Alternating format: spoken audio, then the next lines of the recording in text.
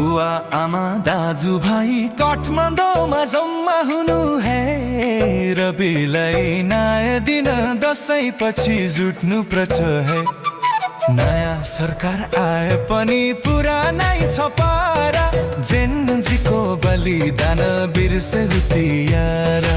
रविलाई फसाउन खोज्ने सबै भागे, साँचो बोल्ने रविलाई जेलमै पुर्याए। बुवा आमा दाजुभाइ काठमाडौँमा जम्मा हुनु है। रविलाई नयाँ दिन दसैँ पछि जुट्नु पर्छ है। प्रमाण कुनै आधिकारिकता के पनि चाहिएन। असत्यलाई यसरी भन, एकैपटक मल्टिपल सोर्सबाट भन, ठुलो स्वरले भन।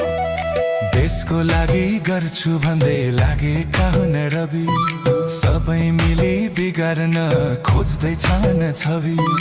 तपाईँ हामी बुझेकाले बुझाउनै पर्छ, देशभरबाट जम्मा भई छुटाउनै पर्छ। कति रोए कति हाँसे प्रतिशोध साधी, रविलाई बुझ्नु है सबै देशवासी। देशको लागि गर्छु भनी आएको हो रवि, प्रधानमन्त्री बनाउने छौ राखी उच्च छवि। बुवा आमा दाजुभाइ काठमाडौँमा जम्मा हुनु है।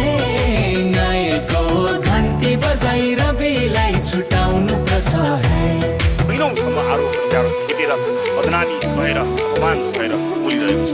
आमा यिनीहरूले जेसुकै भनौँ म बहुला हुँ। मैले बोल्न नहुने केही बोलेको छैन, मैले गर्न नहुने केही गरेको छैन। यिनीहरूले जेसुकै भनौँ म बहुला हुँ। सहकारीको ऋण लिएको छैन भनेको ठाउँमा सहकारीमा आफै लिखित गरेर माग फारम भरेर लिएको पेश गर। रविलाई फसाउँदा गयो तिम्रो सत्ता, गगन केपी घरैमा खान्छन् तलब भत्ता। काङ्ग्रेस र कान्तिपुर फसाउने हुन् गुरु, खाली कागज देखाएर गरेका सुरु। जनताले बुझेका छन् तिम्रो अत्याचार, रविले नै अन्त्य गर्छ देशको भ्रष्टाचार। बुवा आमा दाजुभाइ काठ